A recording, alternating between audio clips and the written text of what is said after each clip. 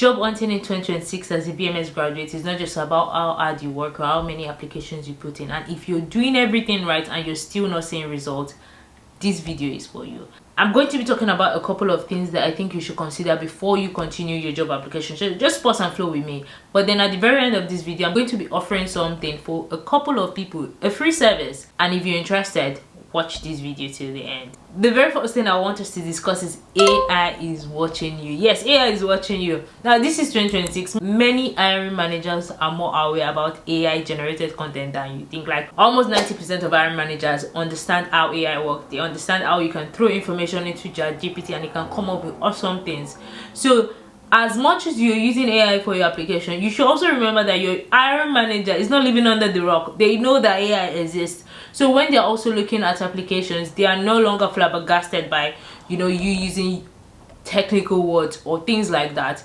Now, some managers even take it a step further and they actually take your SI, your applications, and they pass it through systems that will detect if you used AI or not. AI is meant to help you, it's meant to assist you, but don't let AI replace you. So when you're doing your applications, please humanize your applications.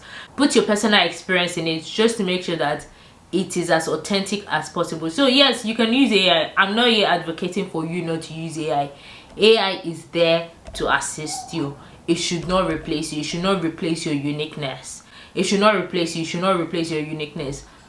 Don't submit AI content that you cannot understand. You could just literally drop the person's specification and AI can literally go way above and beyond and put even technical words that you yourself don't understand. One thing I want to urge you, when you take your applications and you're using AI in any way or any form that you care to use it, please read through it. Don't submit applications that you don't understand. Yes, AI has helped you craft the skeleton. Go through it, reread it to yourself, and imagine somebody read that to you. Would you believe that what that person said is true? Do you understand? I think we always learn to come out and look at your applications from another perspective. Remember, everybody's also using AI. There's Gemini, there's ChatGPT, I feel like I don't even know. I think I've lost count of how many AI apps there are there. So if 500 people are applying for a job, the probability that those 500 people are all using a form of AI or software in 2026 is almost like 80%. So you have to know that you have to do something extra to make you stand out. So don't just copy and paste content from the AI software and just send it out and be doing generic application. Please humanize it as much as possible. Let AI assist you. Do not replace your thinking. Everybody's smart now. Everybody's like, they don't even get carried away by things. Like somebody could literally write genuine, oh, this is what I've done, this is what I've done. But then because there's so many AI generated contents now, you don't even know which is real. And we can also see it even with media, videos and all that. So this takes me to the next point, which is results are not always proportional to the effort you put in. Yes, it's good to do your best at everything, but one thing you have to understand with life is that it's not the amount of effort you put into something that will necessarily come out as a result. There are a lot of factors at play. We are humans, there is favor at play. You can apply to 100 jobs, you can optimize your CV, you can do everything absolutely right. When I mean everything absolutely right, you can attend the interviews and you will still face silence. Like, now that does not mean you're failing. And this brings me to the part of the Bible, Psalm 20 verse 7, that says, some trust in chariots and some trust in horses, but we trust in the name of our Lord. And this is me telling you, don't remove the God factor from your application. I know you will say, oh, it's just job application, it's just my career, my spiritual life is separate. Please do not remove the God factor from your application. Pray. Plan every job application you're going for. Pray about it. Something like as simple as when you're applying, you're sending in an application, it's like, God, I'm sending this. Pray about it. Ask God for direction, ask God for favor. Not just, you don't want to just spread all your effort and spread all your energy in different places. You want to ask God to direct you to the right job to apply for. Because trust me, it's just one yes you need. And if God can guide you to apply for the right jobs, and you get the right job that will say yes to you, instead of you just randomly trying to fill the numbers, trust me, please do not remove the God factor from your application. It is very important. I cannot overemphasize this. This is one of the ways I've gotten a job. Like, one day I could have been applying and then just coming back on a random day, and then I just have the knowledge to go online, open your track application, look what are the jobs that are available there, And then I come across a job opening, I'm like, interesting. Sit down one day, apply, totally forgotten about the application, continued with my work, continued living life. And then one day I see an interview. Like, I only applied for, in the space of 1 month, I only applied for 2 jobs. And out of those 2 jobs I applied for, I got called to an interview for one, and after the interview I got the job. So this is me just trying to, you know, buttress the fact that do not remove God from the equation. Don't remove God from the equation. See, this job application process, it's for the strong, it's not for the weak. And trust me, you need God. So never remove God from the application, your application process, as you every step of the way be carrying him along, more than you even carry any other person. Let him guide you. Point number 3, your job location must match your experience. Now this is something I just found out very recently, and let's say at the beginning this is something I used to do, right? Because, and I think people who are Nigerians can maybe understand, or people who come from other countries can actually maybe resonate more with this. But your job location must match your experience, and sometimes it can be to a disadvantage or an advantage. Now let me explain what I mean by your job location must match your experience. I'm going to say a story and then I'm going to explain, bring out the point so you understand. Now, somebody from Nigeria who went to one of the general hospitals, I'm going to use one of the hospitals I intended, and that's General Hospital Lagos Island. So now I'm applying for a job, and this is a real life story, but not me. I'm just going to use myself as the case study. I'm applying for a job.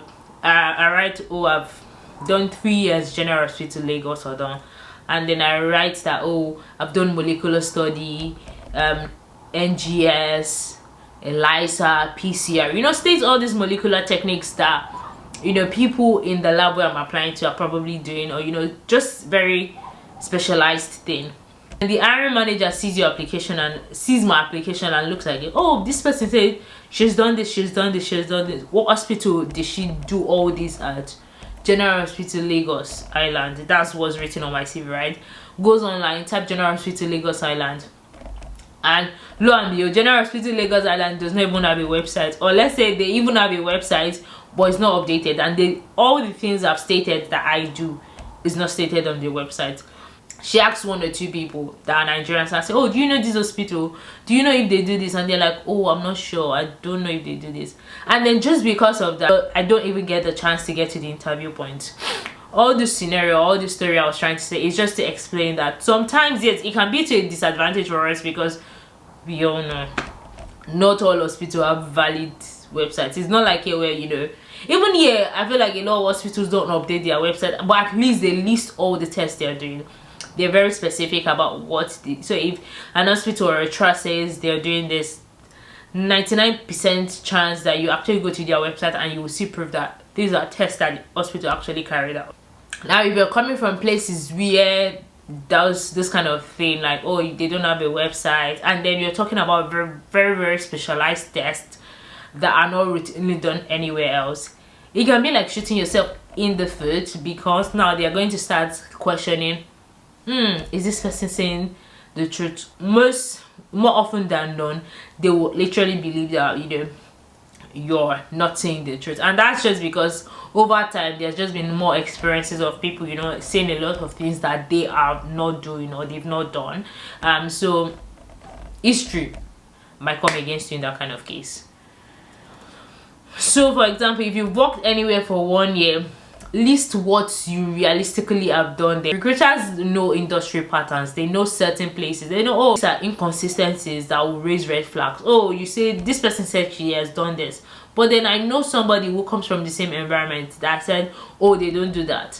Trust me, these recruiters, they are not living under the rock, they are living amongst people, they are living in diverse communities, so they've had obviously other relationships, so they might have spoken to people who stay in certain places, and they are like, oh, this does not follow the pattern I know. These are not tests that are routinely running wherever this person is saying that they've run this test. So basically, let your job, the essence of this long part is just to say that let your job location match your experience. It's very important. The next thing I will be talking about is learn from people. Don't compare journeys. Please don't compare journeys. If you went to school with somebody and person A has got a job, or 6 people have gotten jobs, and then you're like, oh, why have these people gotten jobs and I've not gotten jobs? Please learn not to compare yourself with people. Your timelines are different. Now you can learn from people's journey. When people share their stories, this is working for this person, it's not working for me, but this other thing that this person said is working for me. So observe, pick what you can pick, but don't try to copy and paste somebody else's process into yours. Don't lose your uniqueness in all your job application, in whatever you do. Do not lose your uniqueness. So if you're saying, oh, this person says, oh, supporting information, this is the way I wrote all my supporting information, this is structure, and then it worked for me, I got jobs, I got 5 interviews. Just look at it, what makes that structure good. Don't now say, oh, I'm just going to copy and paste. This person started with like a bachelor's degree sentence, make that your own. Like, make everything copy and paste and just fill in your information. No, please don't lose your uniqueness. As much as you can pick from other people, see what is working and then tweak it to fit yourself, tweak it to fit your strengths, tweak it to fit your uniqueness. Don't lose your uniqueness. That's all I'm saying. Emphasis, what worked for somebody else might not work for you the same way. Different timeline, basically. Just look at it like different timeline. This person is on their own journey, you're on their own journey. In life, it's just like how they say your fingers are not equal. So understand that you know, everybody's timeline is quite different. Last thing I want to say is don't give up. Started this journey, don't give up. You've put your hands on the plow, don't remove your hand. Sometimes delay can be protection, and sometimes it can be preparation. That you're not hearing back or anything does not mean you don't know anything. It does not mean you are less valuable than those people that are getting the job. Because trust me, you will see some people and you'll be like, I know more than this person. If we put this person together and we write something, or write an exam, or we do an interview, I know what I'm made of. Like, you know your what, but that does not mean anything.